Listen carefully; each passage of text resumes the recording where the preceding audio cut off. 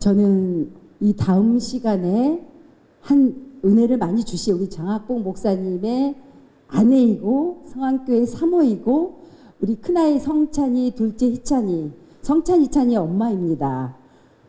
여러분들과 같이 사모의 입장으로 제가 오늘 어떤 주제로는 저는 연락을 못 받았지만 이렇게 와서 보니까 제가 사실 해피맘 한 지가 7년이 됐거든요. 그래서 그 해피맘을 소개하려고 왔는데 그거로 하기에는 시간이 너무 짧아요. 서너 시간을 해야 그게 되거든요. 그래서 그거는 제가 참고하시고 제가 7년 전에 이제 만든 프로그램인데요. 저는 사실 사모지만은 말주변도 없었고 이렇게 말을 잘 하지 못했어요. 그리고 교회를 3번 치면서 여기까지 오기까지 뭐 이사도 수없이 했었고 어려운 과정 속에서 제가 만든 이 해피맘이 전도의 전초기지가 됐고요. 비신자와 접촉점이 되어서 수많은 엄마들에게 치유가 되었고 또 정신질환 또 아이들의 양육에 대해서 아이들을 낳았을 때 침대에 던져버리고 그냥 바닥에 던져버리는 그런 엄마들이 가정의 소중함과 그리고 자녀의 소중함을 깨달아서 자기의 자리를 찾는 그런 엄마들, 수많은 엄마들에게 행복한 엄마가 될 때 행복한 자녀가 되고 행복한 가정이 되는 걸 제가 경험하면서 아 그렇겠다. 저도 행복한 사모가 돼야지 행복한 교회가 되고 행복한 모든 구성원이 되겠다. 그런 생각하면서 해피맘을 제가 만들었는데 동영상을 잠깐 보시고요. 다는 보여줄 수가 없어요. 미션 현장 속으로 들어가면 성안교회 해피맘 얘기가 한 30분 정도 나와 있어요.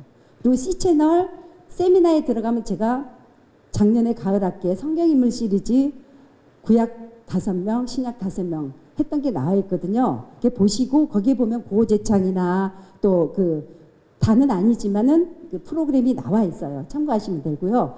동영상을 보고 제가 왜 이 해피맘을 하게 됐는지 제 사모의 역할과 자리와 그리고 저의 그 자녀 양육법을 잠깐 제가 함께 나누려고 합니다. 동영상 한번 보내주실까요?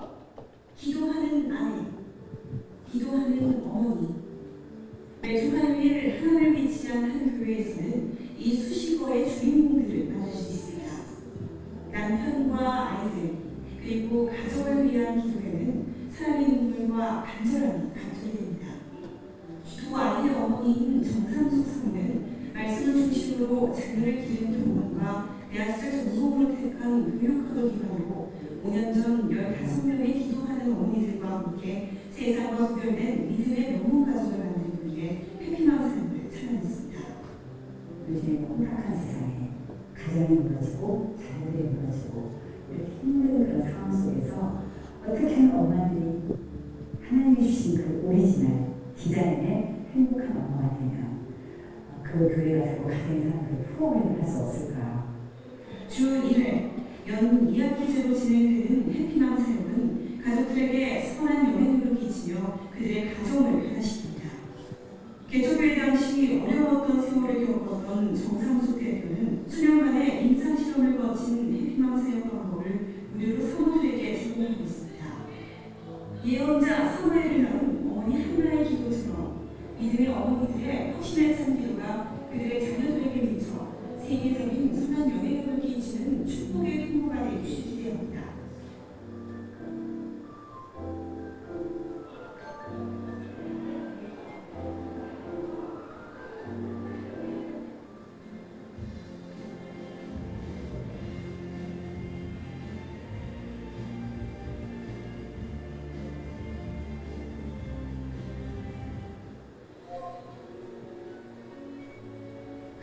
숙제인 숙제가 자녀를 있잖아요. 근데 그 자녀 교육의 가장 중요한 포커스는 하나님께 맡기는 거예요. 왜? 내가 다 해보려고 내 방법이 부모되지만 결국은 하나님의 방법 앞에서 우리는 너무 작고 나약하고 아무것도 아니라는 걸 엄마들이 느끼고 과감하게 할 수 있어요. 하나님께 맡기는 그 자세. 그것이 최고의 방법이라는 점 말씀을 드리고 싶습니다.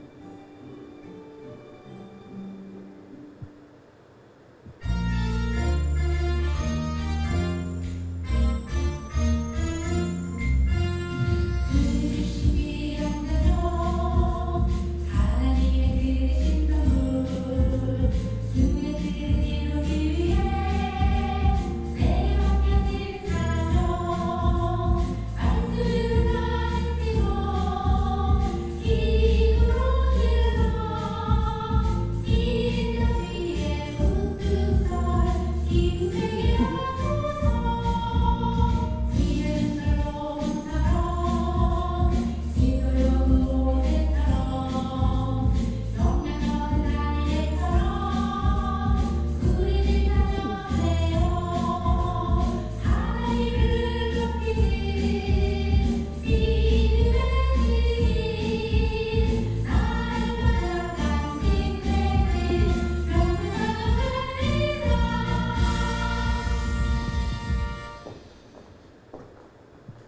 저희 어머니들이 젊은 엄마들이 그래요. 사모님 우리도 좀 어머니들 위한 프로를 좀 해주시면 안 될까요? 두 번째 교회를 이사했을 때 몇몇 엄마들이 그러시는 거예요. 제가 책이 나오고 강의를 나가면서 자녀교육 세미나를 하는데 어떤 엄마들이 그렇게 했을 제 마음에 심장에 꽂혔어요. 그래 그렇겠다. 엄마들이 얼마나 힘들어하는데요. 엄마로 아내로 또 아이 엄마로 살기가 너무 힘들다는 거예요. 어머니들을 위한 프로그램이 뭐 없을까. 제가 기도하면서 제가 그 전에 여러 가지 성경 프로그램을 했습니다. 그런데 한 가지 중요한 것, 수많은 성경 프로그램을 했고 제가 대학원에서 교육학을 했기 때문에 교육학적으로 굉장히 잘해보려고 많이 노력을 했어요. 그런데 여러분 한 가지 신기한 거는요. 하나님이 그건 기뻐하지 않은 것 같아요. 너무 성경을 많이 공부할 때 머리가 커져요. 근데 주의 일은 머리가 커지는 걸 하는 게 아니거든요. 가슴이 뜨거워져야 되는 거거든요. 아, 머리가 커지는 이 공부보다 그리고 수많은 프로그램을 많이 했을 때 제가 교육학적으로 많이 다가갔을 때요. 정말 머리는 너무 커지면서 좋아요. 아우 이거 너무 좋다. 이 방법 너무 좋다. 근데 하나님은 그 방법을 원하시지 않더라고요. 성경의 말씀을 주제로 그 말씀을 가지고 삶 속에서 뒹구는 주제. 특히 뭐 어떻게 부모님이 엄마들이 갈등을 넘어야 되고 슬럼프를 넘어야 되고 또 어떻게 소통을 해야 되고 이렇게 삶 속에서 뒹구는 그 주제로 다가갈 때 엄마들이 변화가 있는 걸 제가 목격하면서 그래 엄마가 행복한 그런 프로그램을 하자. 성경 공부는 목사님의 몫이다. 나는 사모인 나 어떻게 하면 젊은 엄마들도 사춘기 엄마들, 중년 엄마들 그리고 뭐 결혼을 했지만 평생 숙제잖아요. 자식은 손주들 있잖아요. 요즘에 손주들 키우는 할머니들 참 많습니다. 그런 엄마들에게 다양한 엄마들에게 어떻게 하면 행복하게 해줄 수 있을까. 그래서 해피맘 제가 이름을 지면서 작사 작곡하고 주제곡하고 그렇게 했는데 놀라울 정도로 엄마들이 와서 은혜를 받고 아까 음식 보셨죠? 제가 처음 시작할 때 3년은 제 사비를 털어서 했습니다. 왜? 저희가 두 번째 교회 옮기고서 굉장히 힘들었었어요. 이자 내기도 너무 힘들어가지고 그냥 처음에는 뭐 밥, 국 이렇게 하면서 엄마들이 변화가 되고 수많은 지역의 엄마들이 몰려들면서 한 분 한 분씩 사모님 제가 이번 주에는요 우리 애가 수능이에요. 그래서 제가 떡 하겠습니다. 아 이번 주는 우리 손주가 가서 1등을 했어요. 제가 과일 낼게요. 이렇게 하나님이 돕는 자의 손길과 만남의 복을 통해서 이렇게 붙이고 저렇게 붙여서 계속해서 저는 하지 않도록 은혜 받은 사람들이 감당하면서 저희는 교회 재정 안 썼거든요. 근데 거의 처음에는 제가 엄마로 또 아내로 사는 게 너무 힘들어서 교회 와서 말씀을 뜨겁게 받고 기도를 제가 굉장히 기도 시간이 한 15분 됩니다. 저희가 그 기도 시간에는 꼭 가정의 문제만 가지고 기도를 했어요. 그리고 정말 내가 대접받는 느낌으로 하기 위해서 유기농에 수많은 엄마들이 좋아하는 뭐 멸치볶음, 나물 이렇게 해서 하니까 나 교회 처음 왔는데 너무 교회 좋다. 교회가 이런 곳이었어? 나 오늘 참 그 사모님 말씀도 좋았지만 음식도 참 좋더라. 나 매주마다 가면 안 돼? 그래서 전혀 예수를 믿지 않는 엄마들이 굉장히 많이 왔었거든요. 그래서 한 주에 거의 200명 정도 제가 식사를 하고 요즘 코로나라 이번 학기는 이제 쉬고 그 다음 봄에 제가 준비 또 하는데요. 7년 동안 한 번도 쉬지 않으면서 봄학기, 가을학기 하면서 주제가 매번 다릅니다. 한 학기는 지혜에 대해서, 한 학기는 뭐 우리 자녀 미래를 열기 위해 대해서, 한 학기는 소통, 분노, 갈등 이런 주제에 대해서 계속해서 제가 주제를 만들어서 어떤 책으로 하는 게 아니라 저는 그 주 하나님 앞에 기도하면서 제가 만든 원고로 인해서 했는데 오히려 그것이 더 다가왔고 엄마들의 아픈 가슴을 해결해 주셨고 너무너무 상한 신령들이 많아요. 그 상한 신령들에게 1호로 다갔던 게 저희 해피맘 사역인데 사실은 해피맘이 나오기 전까지 제가 이제 저희 자녀 교육 제가 아들이 둘인데요. 그 과정을 잠깐 얘기해야 될 것 같아요. 괜찮으시죠? 저는 32년 전에 그 이름도 훌륭하신 유명하신 장학봉 목사님, 그 시절에는 전도사님이셨어요. 제가 반주하고 주의하셨거든요. 예수마을교회에서 주의하고 반주하다가 만났습니다. 그런데 그 시절에는 성직자 하면은 이렇게 양복에 이렇게 뭐죠? 머리 비듬이라고 그러나요? 비듬이 툭툭 떨어지고요. 바지를 입었는데 바지가 무릎이 푹 나왔어요. 너무 불쌍해요. 저는 사모에 대해서 준비되지 않고 전혀, 물론 사모에 대해서 배워본 사모님 있으세요? 없잖아요. 사모 대학이 있어요. 뭐 사모학과가 있어요. 사모에 대해서는 전혀 배운 적이 없이 저도 역시 마찬가지로 준비되지 않은 상황에서 감리교는 개척을 할 때 결혼을 해야 개척이 됩니다. 그래서 가정에 엄청 극심한 반대를 무릅쓰고 정말 60만 원 가지고 시집을 왔어요. 뭐 하나 보고 왔냐면요. 믿음 하나. 왠지 저 굉장히 좋은 조건이 많았었거든요. 근데 그 믿음 하나면 정말 어떤 재산이나 모든 명예는 하루아침에 쓰러지는 거잖아요. 불어버릴 수 있잖아요. 근데 그 믿음이 그렇게 좋았어요. 믿음이 좋은 가정. 시집 왔는데 결혼 전에 저의 생각 그리고 목회의 현실은 너무 차이가 나는 거예요. 결혼 보조금 300에 10만 원 그렇게 시작한 교회인데요. 저희 사택은 2층집 계단 밑에 방이에요. 이렇게 시작하는데 친구들 또 친정 식구들 다 단절됐어요. 5년 동안 단절되면서 너무 힘든 삶 속에서 목회라는 게 너무 화려한 강대상의 화려함과 현실이 너무 제 생각하고 다르기 때문에 수많은 갈등 속에서 또 물론 법적으로 저도 법원까지 이혼하려고 갔지만 하나님은 허락하시지 않으시더라고요. 제가 1인 3역을 했어요. 학생, 전도사의 아내, 너무너무 교회가 어려워요. 그래서 피아노 학원을 아는 언니가 차려주고서 우리가 교육관 쓰면서 그거를 죽어라고 저는 일해서 그 모든 수익금을 주인이 가져가고 저희는 주말에 교육관도 쓰는 거예요. 그런 과정에서 우리 큰아이가 들어섰는데 이 배가 점점 불러오잖아요. 이 불러오는 배를 붙잡고 저는 막 이렇게 학교도 갔다 목회 물론 교인이 5명이었지만 그런 현장에 이렇게 뛰면서 탈진이 오고 애가 배가 불러왔을 때 8개월 만에 저는 조산을 하게 됐어요. 그 아이가 호흡이 생성이 덜 돼서 인큐베이터 들어가면서 의사 선생님 그래요. 이 아이는 인큐베이터에 급이 있는데요. 아주 상황이 악화된 상황에서 점점 나와야 카운터로 나와야 퇴원을 하는데 나오질 않는 거예요.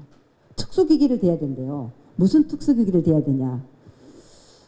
특수기기를 대지 않으면 이 아이는 생명을 잃을 수 있는데 그 기기를 댔을 때 장애인이 될 수 있고 실험을 이룰 수 있다는 거예요. 근데 아이를 낳아서 품에 안는 게 엄마의 기쁨인데 저는 품에 안기는커녕 늘 절망과 좌절 속에서 아이를 접견하러 다니면서 그래 우리 아이가 살아만 있다고 생명만 주신다면 그렇게 되시라고 그렇잖아요.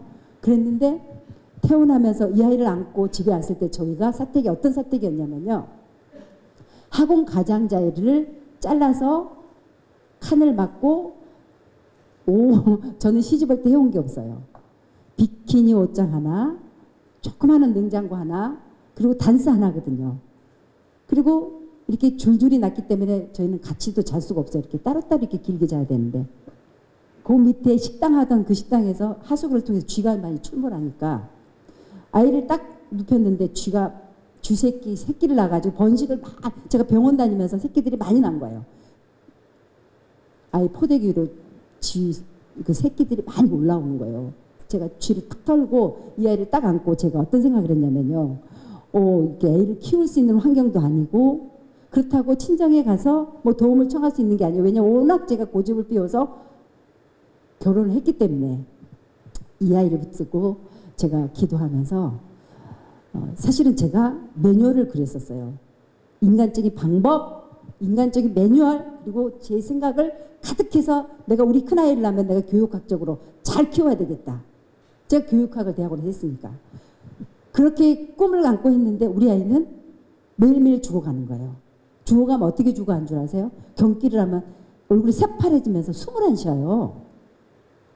그 죽어가는 아이를 붙잡고 계속 기도하면서 하나님이 저를요, 제가 가진 모든 거를 다 이렇게 접게 하셨어요. 그리고 쓰레기통에 내려놓게 하시고, 그러는 가운데 경기가 너무 심하게 되니까, 그렇잖아요. 경기하면 뇌세포가 죽잖아요. 그게 두려워서 제가 그때 하나님께 드리는 과외비, 제가 지어낸 이름입니다. 아, 세상에서는 뭐 영재를 키우기 위해서, 그 아이가 훌륭하기 위해서 수많은 영어 과외, 수십만 수백억 들어가면서 과외를 시키던 그 시절에 영재가 굉장히 남발하는 시대예요. 나는 돈이 없어요. 사례비가 5만 원이에요. 그럼 11조 감사 떼고 너무 개척 교회니까 정말 어려운, 지하에서 또 지하에 내려가는 그런 어려운 사람들만 교회에 오셨는데, 사례비가 5만 원 시절에 사모님, 저 10,000원 이거 안 막으면 부도 나거든요. 좀 빌려주세요. 10,000원 빌려줬어요. 저 콩나물 사 먹을 돈이 없어요. 사모님 2,000원만 빌려주세요. 이리저리 빌려주고 11조 감사 구역헌금 떼고 나면 없는 거예요. 그런 상황에서 이 아이를 위해서 하나님께 드리는 지혜, 지식, 재능, 제 힘으로 안 돼요. 주님께 드립니다. 과외비를 드리려면 돈이 있어야죠. 그런데 그 순간에 하나님이 너가 너 쓸 것을 쓰기 위해서는 카드도 끊고 다 사지 않니? 그래. 카드를 끊고 그래 1년 내내 갚아 나가면 되겠다. 제가 사례비 5만 원 받던 시절에요. 300도 드리고 500도 제가 카드를 끊고 드린 거예요. 그럴 때 제가 분명한 제목이 있었어요. 하나님, 우리 아이의 재능과 건강과 지혜를 맡기는데 부족하지만 모세처럼 탁월한 지도력을 갖게 이 아이가 하여 주시옵소서. 하나님, 저 같은 상황에도 우리 아이에게 꿈을 요셉처럼 잃지 않게 하옵소서. 하나님, 부족한 개척교회 자녀지만 세상에 영향력을 주는 달과 같은 그런 성분이 되게 하옵소서. 디모데처럼 어려서 성경을 많이 알아서 나는 세상적으로 학원을 도배할 수 없습니다. 그러니까 성경을 많이 알아서 겸손한 자 되게 하옵소서. 사무엘처럼 영적인 지도력을 우리 아이에게 주시옵소서. 바울처럼 영적인 자녀가 되게 하여 주옵소서. 엘사처럼 주님, 민족을 책임질 수 있는 그런 자녀 되게 도와주시옵소서. 제가 구체적으로 이렇게 적어서요, 그 기도하면서 하나님께 예물 드리는데, 어쩔 때는요, 그리고 저희 둘째가 바로 연년생으로 태어났는데, 사실 저는 둘째를 지우려고 우리 장학봉 목사님 몰래 산부인과를 갔어요. 근데 문을 딱 이렇게 여는데, 너가 힘들고 어렵다고 어떻게 생명을 헤아려 하느냐, 그런 주님의 음성이 들리는 거예요. 그 자리에서 무릎 꿇고 하나님 저 그냥 나을게요. 그러고 나는데 우리 둘째 너무너무 안 생겼어요. 정말 제가 쳐다봐도 이분을 찾아볼 수가 없어. 너무 못생겼어. 그렇지만 하나님께서 하나님께 맡기고 끊임없이 이렇게 하나님께 드리는 과외비를 드리면서 이렇게 해 나가는데요. 그리고 그 과외비를 드리면서 1년 내내 제가 그 헌금을 갚아 나가는 과정 속에서 저는 새 옷을 입을 수가 없어요. 그리고 우리 아이들의 옷은 아파트 의료 수감이 있어요. 그런 데서 교인들 몰래 이렇게 몇 개 주워다가 수선해서 입히니까 뭐 팔이 길고 다리가 작고 이상하죠. 그런데 하루는 우리 두 아이가 초등학교 돼서 학교를 가는데 제가 그 모습을 봤어요. 큰아이는 지게 짊어지면 딱 나무하러 가게 생긴 거예요. 둘째는 홈이 지어주면 밤매로 가게 생겼어요. 그림이 그려지시죠? 저 참 많이 울었습니다.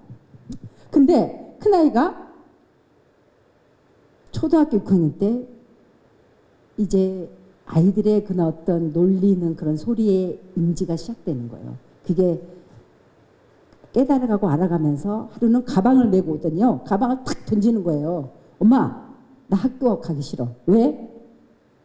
친구들이 너 옷 주워 입었지 하고 놀린다는 거예요. 그래서 제가 그랬어요. 나도 힘들어.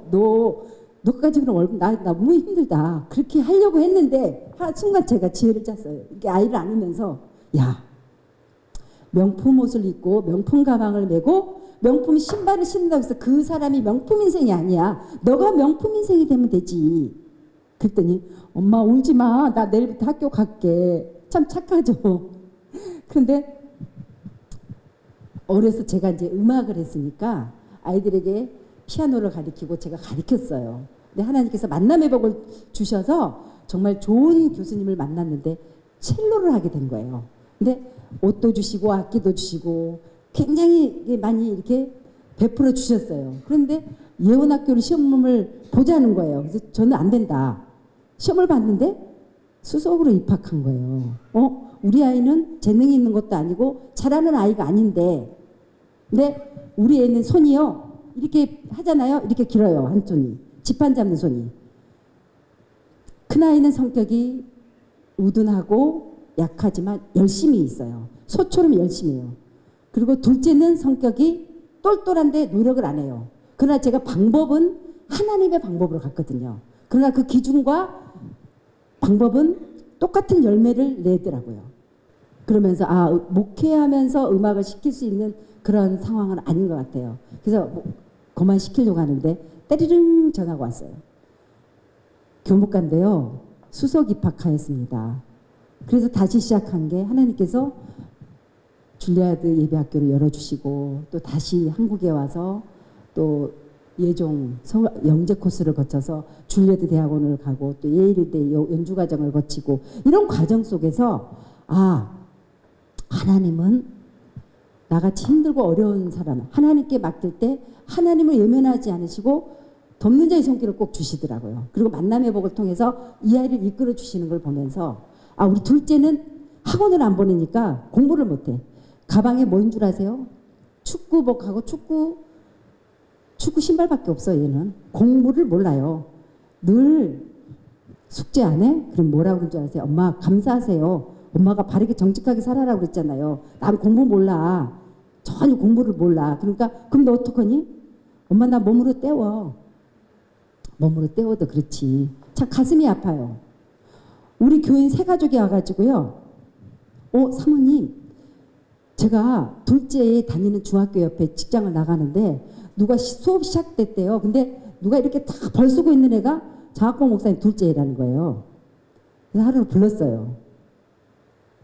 엄마 나는 늘 몸으로 때우고 내 숙제는 내가 할 수 없는 거니까 난 안 하고 그냥 몸으로 때워. 그러니까 그런 줄 알아. 나 바르게 살고 있어. 왜? 내 또래 애들 내가 너 왜 예수 안 믿어? 너가 왜 착하게 바르게 살아야 돼? 손도 하고 있대 주제에. 공부도 못하는 주제에. 근데 고등학교 가더니 와우. 고등학교 선생님한테 얼마나 숙제 안 해온다고 수학 선생님한테 매를 맞았는지 반 죽어서 왔어요. 그때 얘가 엄마 나를 유학을 보내주세요. 제가 초등학교 때 제가 피아노 치고 우리 큰아이 첼로 둘째 바이올린을 해가지고 섬김의 훈련을 배우기 위해서 미국인 고아원 미국인 양로원을 돈 적이 있어요. 그때 크리스찬 스쿨에 갔던 그 학교를 보내달라는 거예요. 그래 너가 비자가 나오면 가고 안 나오면 못 가. 그래서 비자가 나와서 갔는데 공부를 안 했으니까 어떻게 알겠어요. 근데 엄마 내가 엄청 너무 힘들어. 그렇지만 공부가 재밌어. 왜? 거기는 늘 칭찬해주고 또 이 아이는 신앙이 좋아서 장학금을 받은 애예요. 이렇게 신앙이 건전하고 또 착하고 그런 애는 우리가 오케이 장학금을 줄 테니까 다른 학교 가지 말라는 거예요. 이렇게 해서 시작된 우리 두 아이에게 하나님께서 미래를 여시고 동행해 주시고 함께 해주신 장학금이 사실은 10억이 넘어요. 저는 지극히 작은 걸 드렸어요. 제가 20년 동안 아이들을 위해서 아이를 하나님께 맡깁니다. 어쩔 때는요. 드릴 게 없어서 제가 시집 올 때 유일하게 돈이 되는 게 중고 피아노 제가 쓰던 피아노를 드리는데 제가 가슴이 너무 아픈 게 피아노 아이들 레슨에서 애들 우유값 하거든요. 그때 당시. 그리고 제가 용돈 쓰는 건데 피아노를 볼 때마다 하나님 저거는 아니잖아요. 근데 제가 자꾸 시선이 피아노를 보는 거예요. 하나님 저거는 아니잖아요. 근데 결국은 반에 반값 주고 중고값 치러서 제가 그걸 하나님께 드리면서 참 많이 울었습니다. 그리고 저 사모님은 첫 번째 교회 짓고 아파트가 들어서면서 저 사모님은 참 촌스러워 강남스럽게 생겼는데 왜 저렇게 세련이 안 됐을까? 저요 아이들 앞으로 헝겊 내고요 옷을 못 사 입었어요. 그리고 저희 친정엄마 입은 스웨터, 길표, 리아카표 그런 거 사 입었더니 저에게 세련이 안 됐대요. 가슴이 아프더라고요. 교인들이 그래요. 참 사모님이 초라해 보이고 그러면은 이렇게 하는 게 아니라 옷을 한번 사드려야 되는데 이렇게 할 때 가슴이 참 아팠어요. 근데 제가 공격 드렸을 때 하나님께서는 저에게 공격적인 응답을 해주셨어요. 제 자녀교육법은요 무슨 큰 화려한 교육법이 아닙니다. 원초적인 하나님의 방법이에요. 그리고 두 번째는 제가 학원을 못 보내니까 할 수 있는 게 집에서 말씀 암송하는 거예요. 말씀 같이 있고. 근데 요즘에 자녀교육 강사들의 그 키워드가 말씀이거든요. 근데 그러면 거기에 정답이 있는 거예요. 왜? 그렇게 했을 때 성공한 사람이 거의 대부분이거든요. 그쵸? 저 말고 다른 분 강의하신 거 보시면 다 정답이 말씀에 있어요. 저는 말씀을 같이 암송하고 또 애들에게 하루에 한 절씩 너 이거 외우면 내가 1,000원 줄게. 그 시절에 1,000원이면 지금 10,000원입니다. 그러면서 히브리서 4장 12절이 지금 굉장히 와닿는 게 하나님의 말씀은 생명 예수 그리스도잖아요. 그 말씀은 살아있다고 그랬어요. 그 살아있는 말씀이 들어가니까 아이들이 지혜가 생기고 어휘가 달라지고 이 말에 어떤 지혜가 생기는 거예요. 그리고 운동력이 있어요. 아이들을 움직이게 하는데 공부는 못해도 중학교 가서 수학여행 가서 너가 왜 예수를 믿어야 되냐? 너가 왜 술 먹고 담배 피면 안 되느냐? 그걸 선도하는 거예요. 그리고 어느 정도 강력하냐면 좌우의 날선 어떤 것보다도 예리하여 혼과 영과 및 관절과 고수를 찔러 쪼개는 마음의 생각을 잡는 마음의 모든 것을 잡는 그런 살아있는 말씀 그 말씀으로 다가갔을 때 아이들에게 하나님 디모데처럼 어렸을 때 성경을 많이 저는 할 수 있는 그러니까 신앙의 천재가 굉장히 욕심이 됐어요. 학업의 천재가 아니라 신앙의 천재를 만들어야지. 그러면서 아이들에게 말씀을 외우게 하고 또 말씀을 묵상하게 하고 이렇게 할 때 저는 제가 느낀 건데요. 아 말씀은 최고의 베스트셀러더라고요. 그리고 최고의 학습서 최고의 이 말씀의 어법이 영어 성경은 굉장히 고급 영어입니다. 성경의 단어가 굉장히 어려운데 그 어려운 단어를 제가 아이들에게 자꾸 묵상하면서 외우게 하니까요. 암기 과목은 100% 거의 100점이에요. 저희 애 중학교 때 성적을 때 보면 다 양가 무슨 목축업도 아니고 그런데 도덕 암기 과목은 거의 90점 이상이었어요. 그런 둘째 아이에게도 하나님께서 이끄시는데 대학원 시절에 예일대 대학원 시절에 우리 둘째가 제가 전화하면 그래요. 너 뭐하니? 엄마 나 지금 성경을 가르치고 있어. 너 신학 안 했잖아. 이스트만 음대 바이올린 시절 저는 바이올린을 안 가르쳤지만 그 학교 교장이 이 아이를 바이올린을 가르쳐서 1시간 80이 넘은 교장 할아버지가 기동성이 없어요. 흔들흔들 그 차를 움직이면서 얘를 가르쳤는데 이스트만 음대로 바이올린을 전공하면서 나는 엄마 내가 이 영적인 말씀을 가르치고 내가 한인마켓에서 내가 비빔국수를 사왔어 엄마. 그래가지고 비빔국수로 육족으로 해서 매겨 육적인 것도 풍성해야 되니까 그래서 시끌벅적한 거야 엄마. 그리고 한 번 전화하면 그래요. 엄마 나 지금 나 이삿짐 날러. 왜? 너 아르바이트 해? 근데 한두 번이 아니에요. 또 전화하면 엄마 나 지금 바빠 이삿짐 날러. 얘는 이스트만의 이삿짐 센터 소장으로 소문났어요. 왜 그래? 그랬더니 내가 하루에 3시간 딱 이삿짐 날려주면 100% 등록이야 엄마. 그리고 그 아이가 술 먹고 담배 피는 애들이 굉장히 많대요. 한국에서 어떻게 너희 부모가 힘들게 돈을 보내주는데 네가 힘들고 어렵다고 술 먹고 담배를 피워? 그러면서 이 아이들에게 이삿짐을 날라주면서 사랑으로 다가갔을 때 알았어. 누나 형들도 다 그 말에 순종하고 그 아이들을 굉장히 마약해서 술, 담배에서 많이 건졌어요. 그리고 복음을 전하기 위해서는 생명을 다하는 거예요. 그래서 하루는 엄마 나 어떡하지? 전화가 왔어요. 왜? 나 오늘 바이올린 시험인데 나 오늘 근데 이삿짐 날림 3시간 해줘야 되는데 어떡할까? 제 엄마인데 사모인데도요. 안 돼. 점수는 한번 놓치면 안 되잖아. 시험 공부하고 나중에 날려주면 어떨까? 그랬더니 저녁에 궁금하잖아요. 그래서 전화했어요. 엄마 내가 너무 놀라운 일이 있어. 뭔데? 그냥 이삿짐 날려줬대요. 그 영혼을 구하기 위해서. 그리고 시험 시간 1시간 반 전에 연습실에 가니까 다른 애들은 하루 종일 연습하고 있잖아요. 자기는 연습하지 않은데 하나님이 능력을 주셨는지 어쩐지 모르지만 하루 종일 이삿짐 날리니까 너무 힘들었던 거예요. 비브라토라고 그러거든요. 자동으로 비브라토가 되더래요. 힘이 없어서. 엄마 그래서 내가 패스했어. 근데 더 웃긴 건 뭔 줄 알아? 자기들은 하루 종일 연습했는데 한두 시간 연습한 나에게 너 어떻게 하면 잘해? 그렇게 묻는다는 거예요. 생명을 위해서 던지니까 하나님이 이 아이를 여는데 나 아무래도 대학원은 신학교를 가야 돼. 신학대학원 갈래. 그래서 예일, 듀크, 반더빌트, 에모리 뭐 이렇게 명문대를 넣었는데 너무너무 신기한 거는 발표가 되기 전에 스카웃 그게 뭔 줄 아세요? 생활비의 장학금. 저는 이 아이는 생각 없이 했지만 저는 저는 알아요. 하나님이 이끌어 주신다는 걸 저는 알아요. 모세의 어머니 요게벳이 나일강에 모세를 띄울 때 너의 삶의 참 주인은 하나님이시야. 너를 이끌어 주시고 너를 구원하여 주시는 하나님이시야. 세상에 띄어보이는 그 요게벳의 지혜의 어머니. 제가 사실은 이 아이들을 육신의 탯줄은 끊기 쉬워요. 그러나 영적인 탯줄은 끊기 쉽지 않거든요. 제가 유학을 보내면서도 우리 큰아이는 늘 병을 앓고 살았어요. 미숙아로 자랐기 때문에 늘 아픔 속에 자랐지만 하나님 믿고 보냈는데 아이들의 인생 속에 하나님의 개입하심을 제가 늘 느끼면서 그래요. 젊은 엄마들에게 사모님 나는 사모님처럼 내가 공격도 드려보고 또 말씀도 암송시켰는데 그렇게 안 되더라고요. 저는 그럴 때마다 이런 얘기를 해요. 삭개오가 주님이 주목할 수 있는 그 자리에 올라갔을 때 주님이 주목해 준 것처럼 내가 엄마인 내가 주님이 주목할 수 있는 그 자리에 올라가야 된다. 그러기 위해서는 제가 가정예배를 한번 많이 드려봐라. 아우 바빠 죽겠는데 무슨 가정예배.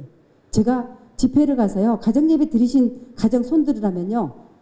5,000명 교회도 5명 이하예요. 그렇다면 우리의 방법은 무슨 방법일까요? 하나님의 방법이 아니에요.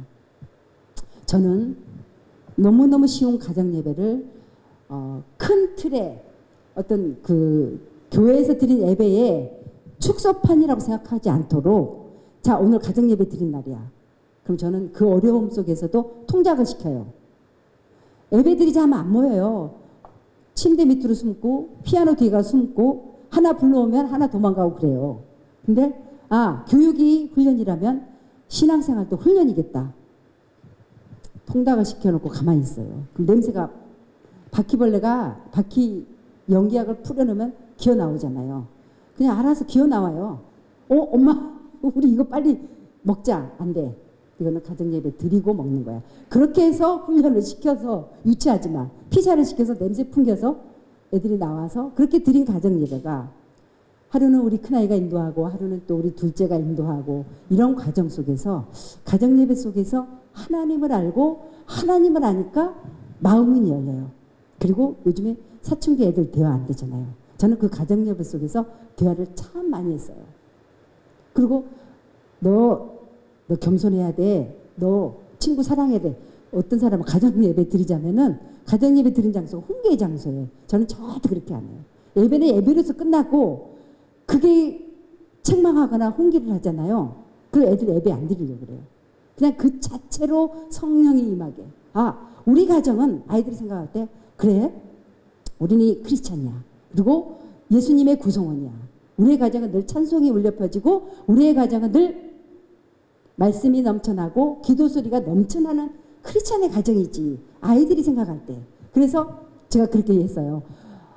할머니 권사님들도 아이들이 이쁘다고 손주들이 이쁘다고 늘 뭐 옷을 사주거나 인형을 사줄 수 있지만 우리 할머니네 올 때는 성경 한 절 외워와라. 그럼 할머니가 10,000원 줄게. 그거 저는 1억을 투자해서라도 애들은 말씀으로 하면 그것이 어느 상황에 있을지 그 말씀이 애들을 비춰주고 길을 인도해 주거든요. 마치 나침반이 길을 정해주고 방향을 정해주듯이 말씀의 내비게이션이 아이들의 방향을 틀어주는 것을 하나님의 방향으로 틀어주는 걸 저는 많이 봤거든요. 그래서 가정 예배의 중요성을 많이 느껴요. 그래서 우리가 그 가정 예배를 많이 드려야 되는데 사실 우리 목회자 가정도요. 목사님 사모님 가정 예배 들으신 분, 자녀들 놓고 드려보신 분이라 해야 되나요? 왜 손을 안 드세요? 저 가슴 아파요. 그래서 다시 정말 이 코로나 시대에 성격은 타고나지만요. 성품은 학습으로 되는 거더라고요. 제가 아이들을 양육해 보니까 저희 같이 가난하고 부족한 아이들도 말씀으로 훈련하고 계속 양육했을 때 세상의 아이들보다는 훨씬 하나님의 눈높이는 우리 사람들의 눈높이하고 다름을 제가 봤거든요. 그리고 하나님의 방법은 사람의 방법이 아닌 최고의 방법임을 저는 보면서 우리 가정에 아낌없이 옥합을 깨뜨린 그 여인처럼 하나님께 드릴 때 저는 지극히 작은 거 드렸지만 최소 30배, 60배, 100배의 결실을 맺었고요. 그리고 반석 위에 지은 집은 무너지지 않고 흔들리지 않는 것처럼 말씀의 기초에 세워진 아이들은 어떤 사람의 말에 감정에 경험에 흔들리지 않는 걸 보면서 그래 우리의 자녀들이 우리 교회들의 자녀들이 말씀으로 양육돼야 되겠다. 그리고 힘들지만 저는 가정 예배를 어떨 때는요. 강원도 영월, 전라도 영암 이렇게 장례 예배를 갔다 오면요. 새벽 12시, 1시 이럴 때도 있어요. 그럼 애들 둘이서 그 어린애들 둘이서 이렇게 쭈그리고 앉아 자고 있어요. 그 애들을 이렇게 끌어안고 찬송을 불러주고 가정 예배를 드리고 그렇게 했던 것들이 지금은 어떤 것도 저는 명문 학원을 보낸 적이 없고 명품 옷을 사 입힌 적이 없고 그렇지만 아이들이 명품 인생이 되어주고 또 명문 믿음의 명문 가정의 구성원으로 자라는 걸 보면서 하나님의 사랑을 받는 자녀는 반드시 축복의 통로가 되더라고요. 그리고 기도를 먹고 자란다. 세계적인 인물이 되는 걸 저는 경험을 한 거예요. 자녀 교육하면 이론이 많이 앞서지만 저는 실제로 제가 경험하면서 터득한 건데요. 말씀으로 무장이 되잖아요. 영향력이 있는 인물이 돼요. 우리 한번 해볼까요? 하나님의 사랑받는 자녀는 그럼 이렇게 하셔요. 축복의 통로. 기도를 먹고 자라는 자녀는 세계적 인물. 이거를 우리의 가정에서 우리 교인들의 교회 자정 믿음의 명문가가 돼야 되거든요. 자, 하나님의 사랑받는 자녀는 축복의 통로.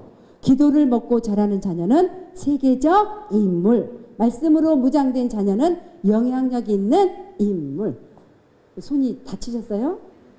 우리 목사님 사모님들이 더 잘 따라서 하셔야 돼요. 그래 교인들이 잘 따라서요. 다시 한번 할까요? 하나님의 사랑받는 자녀는 축복의 통로. 기도를 먹고 자라는 자녀는 세계적 인물. 말씀으로 무장된 자녀는 영향력 있는 인물. 아멘 해봐요. 아멘. 저는 이런 프로그램으로 이거를 자녀 양육하면서 하나님의 원초적인 방법은 결코 사람의 방법과 같지 않다는 걸 느끼면서 제가 아까 저도 얘기했지만 해피맘이라는 거를 제가 만들면서 어떻게 하면 이 엄마들을 행복하게 할까.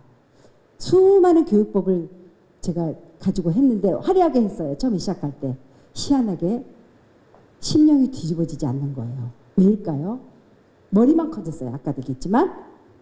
근데 가슴이 뜨거워지지 않으면 주일은 안 되는 것 같아요. 그리고 이 엄마들에게 말씀과 찬양과 그리고 모든 것이 균형이 잡힌 저는 솔직히 변화되기 전에는 정말 저희 목사님 굉장히 힘들게 했어요. 제가 늘 책망했어요. 왜 당신은 나는 피아노 한 곡 무대에서 연주할 때 난 3,000번 이상 해서 외워서 왜 당신은 그 온거 하나 하면서 왜 이렇게 온고를 봐? 왜 보세요? 딱 숙지를 해갖고 하셔야지. 저는 막 책망하고요. 제 신세를 막 불평을 했어요. 아, 그때 우리 친정에서 반대할 때 교회를 3번 지면서 얼마나 고생을 했는지 친정에서 반대할 때 그때 그냥 친정의 식구들 말 들었어야 돼. 저는 실적에 대해서 굉장히 제가 지적을 많이 했거든요. 사실 그게 아무것도 아닌데 왜 당신은 평생 개척교회 할 거야. 열심히 해야지. 남들 놀 때 성경 한 줄도 보고 남들 놀 때 기도 한번 더 해야지. 굉장히 변화되기 전에는 저는 사모로서의 역할을 제대로 못했어요. 그러니까 늘 가슴이 아픈 거예요. 늘 심장이 저만 보면 두근두근거리고 오죽하면 힘들어서 도저히 나는 이 목회 사역자하고는 힘들겠다.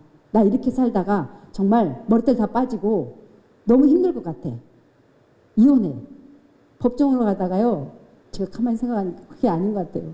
너무 성직자의 마음을 아프게 하면 제가 평생 힘들게 살 것 같아요. 그래서 잘못했다고 내가 그냥 집으로 운전대를 돌리라고 그런 적도 있고요. 정말 제가 변화되기 전에는 부부간의 갈등이 참 많았어요.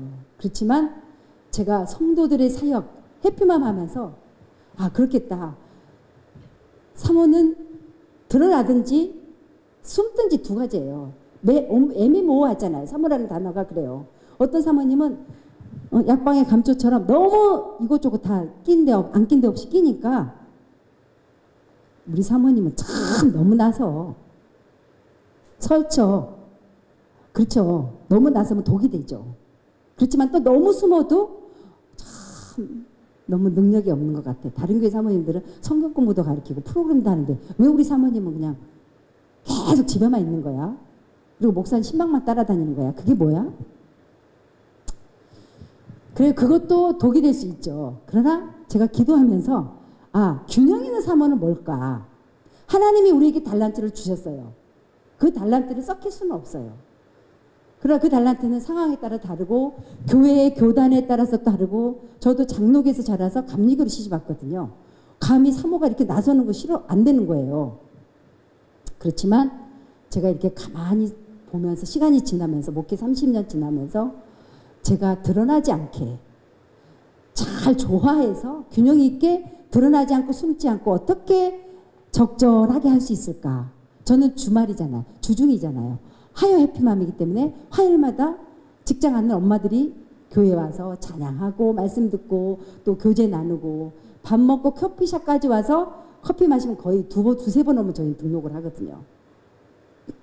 그렇게 해서 제가 해피맘을 했는데 사모라는 역할이 사실 저는 저가 결혼했을 때 사랑하는 남편 하나 딱 만나서 시집 왔잖아요. 제가 사모의 어떤 그 자리나 역할을 어떻게 알았겠어요. 전혀 모르는 상황에서 왔지만 저한테 그랬었어요.